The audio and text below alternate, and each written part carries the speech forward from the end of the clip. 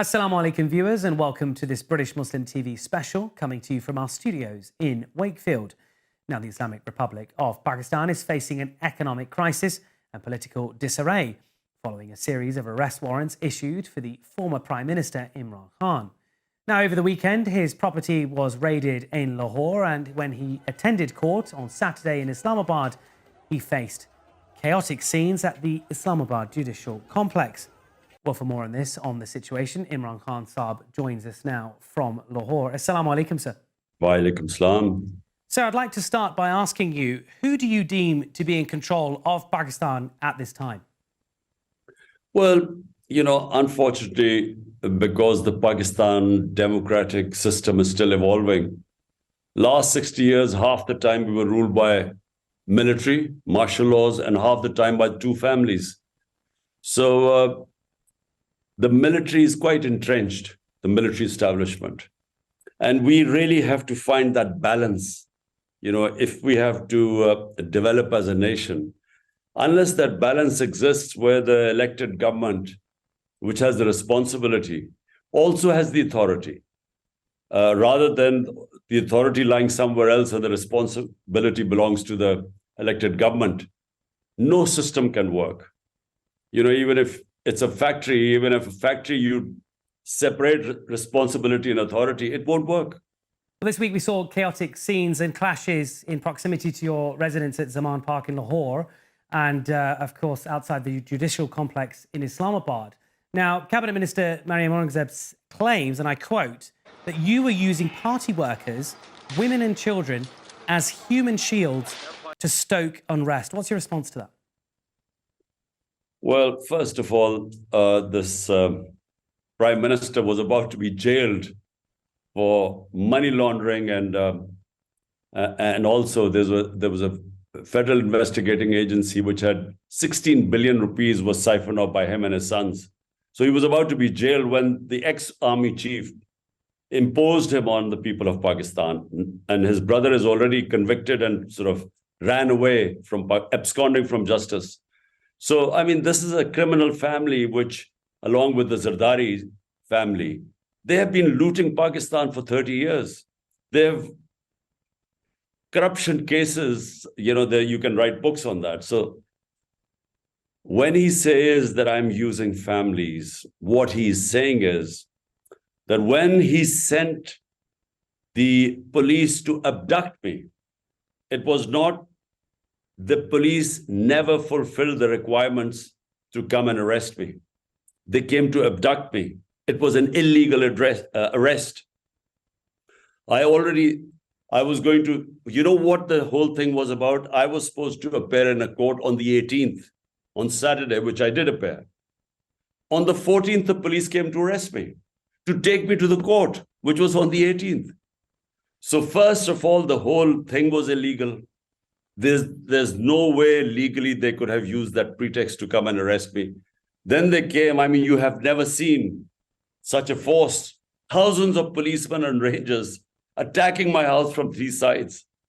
So quite clearly, people in this country do not think that the police or the government is to be trusted, because the assassination attempt on me, the government was responsible, the two Prime Minister, Interior Minister, and this man from the intelligence agency, the ISI. These three people were involved in my assassination attempt. So people know that this was not some a law they were trying to impose. They were trying to abduct me, to take me into jail, or worse, kill me.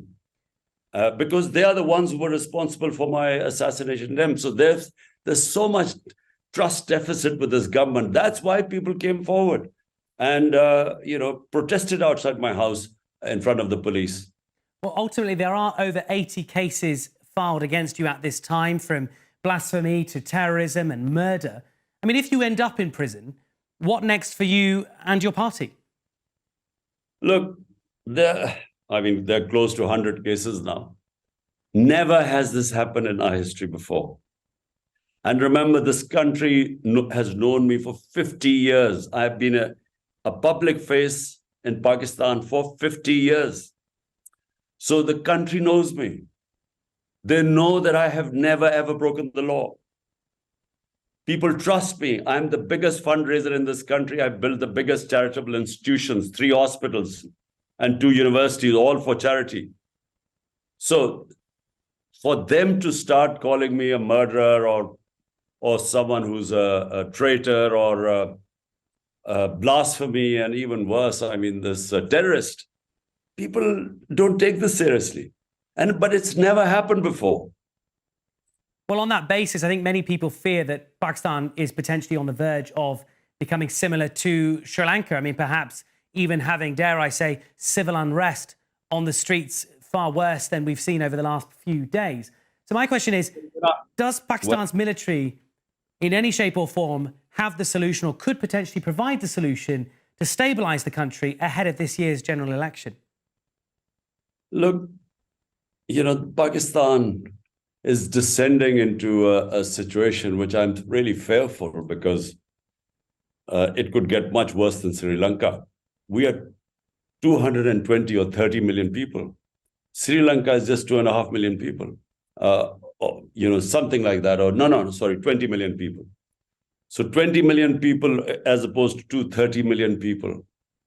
If this goes wrong, it could have repercussions all around, I mean, certainly within Pakistan.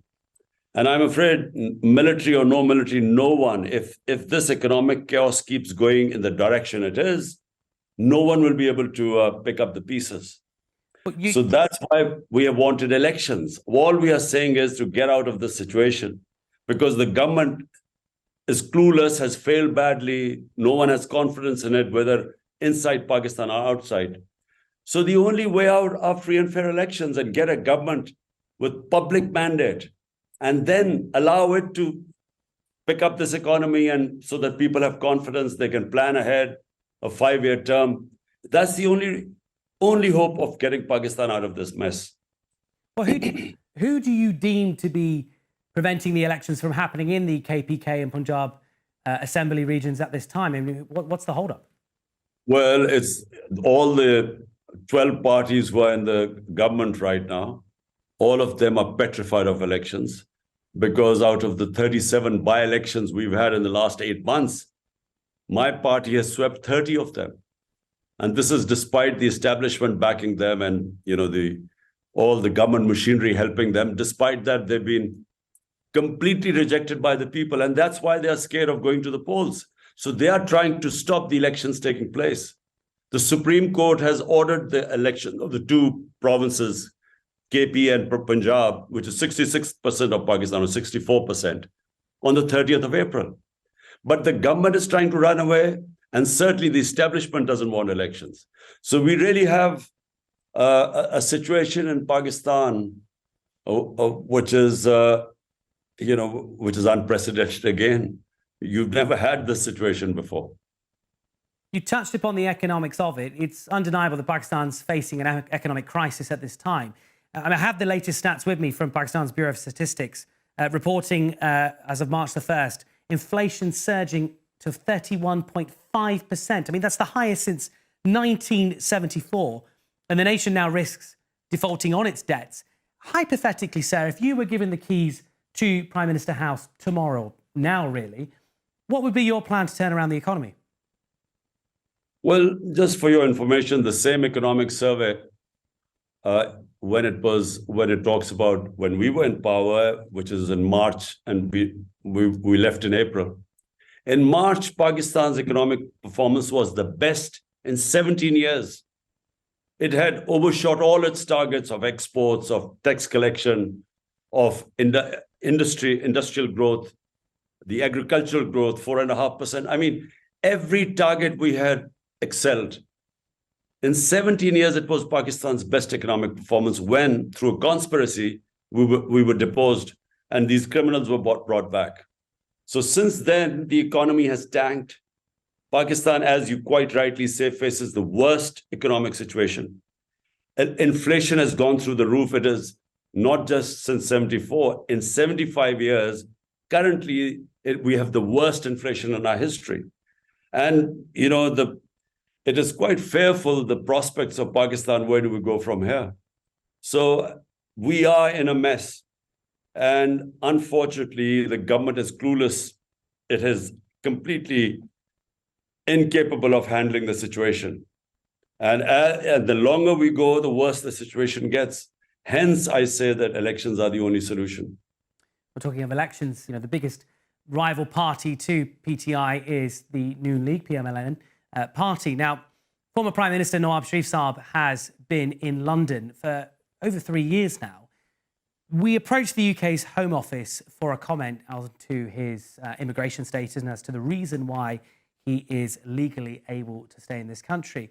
They've refused to comment. But what interest does the UK government have in providing Nawaz Sharif and his family and affiliated members safety in this country? Well, look, the rich countries gain tremendously from money being laundered from poor countries into tax havens or properties in London and so on, because they have dollars coming in. It's almost like exports. That's how your wealth of your country grows, if you have exports, when you have dollars coming in. So, I mean, just imagine the amount of money plundered from the developing world by the ruling elites, which goes from the poor countries into rich countries. So London, some of the biggest crooks in Pakistan have bought properties in London, including the Sharifs, plus the Zardari family. They have millions and millions of dollars of property in London, money stolen from people of Pakistan. Every year, according to the Secretary General, United Nations FACTI panel, he made a panel of economists to find out why are the poor countries getting poorer and the rich getting richer. And the main reason was that every year, $1.7 trillion leave poor countries, developing countries, and go to offshore tax havens or into rich Western capitals like New York and London.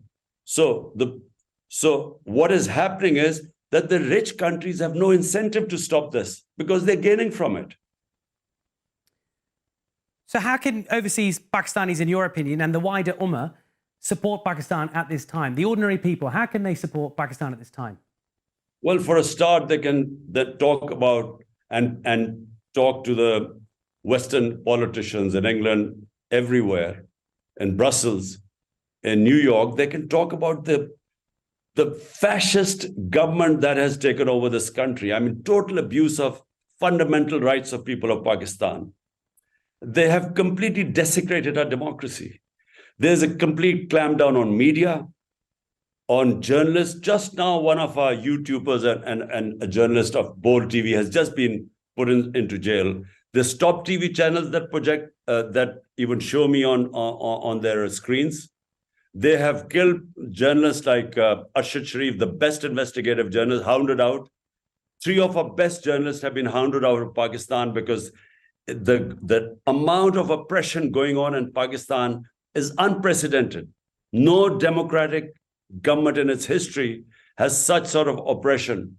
My chief of staff, Shehbaz Gill, and then of course our Senator Azam Swati were picked up, abducted, custodial torture, stripped naked, tortured, and then presented in front of the courts. But don't forget what has happened here outside my house. I mean, it was an illegal, totally illegal effort to arrest me. And when it was resisted, I mean, this whole place was like a battleground. Then they broke the door of my house, came in and really stole property, things inside my house when I was away in Islamabad. So these things have never happened in this country before. We have really descended into the worst form of fascism. And that is a big danger to Pakistan because, basically all freedoms, all liberties, civil liberties, fundamental rights have been completely abrogated.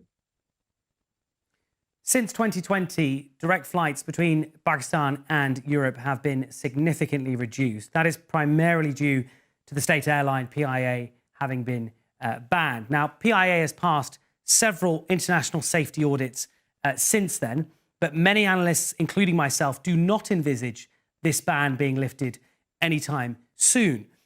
Given you've accused the likes of the United States of political interference within Pakistan, do you regard the ongoing ban as a symbol of incompetence domestically or anti-Pakistan policies being implemented by foreign powers?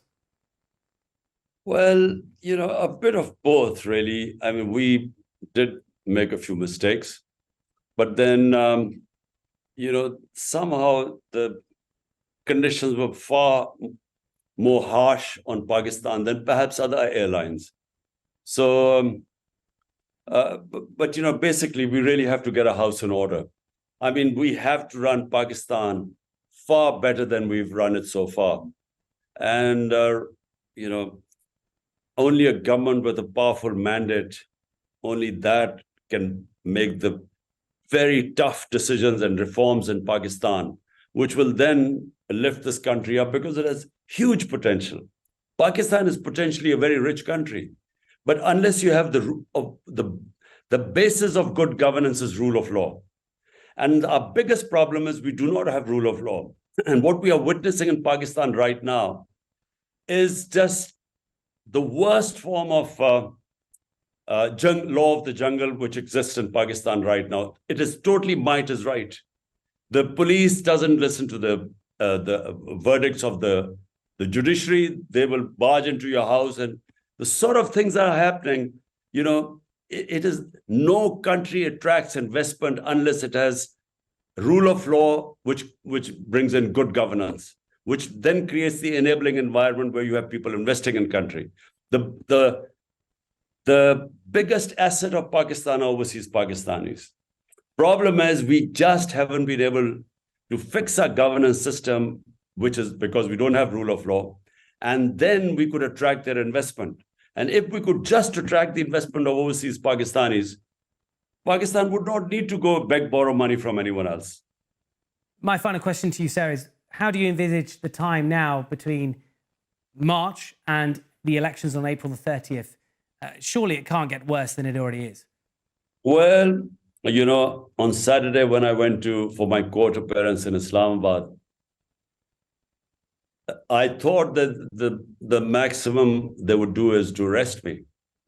But when I reached that judicial complex and what I saw on the way, they had a sinister plan to kill me. And just in time, we found out, and we just got out of the complex just in time, because this government and its handlers were actually were going to kill me. They've already tried once.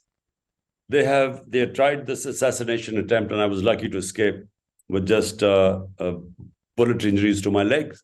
But this was another attempt. But fortunately, I discovered this plot in time, and I came out, and I'm still alive. So look, they are desperate people right now. They are scared that if the elections, I would win. And then they're scared if I win, then they might hold them accountable for what they've been doing. So and plus, they have stolen so much money from this country, they're scared of accountability. So therefore, they've all ganged up together, and they will try everything in their means, and they are backed by the establishment. They will try everything in their means so that I don't win the elections or I don't compete in the elections. Imran Khan, former Prime Minister of Pakistan and Chairman of PTI, thank you for talking to us exclusively here on British Muslim TV. Allah Hafiz.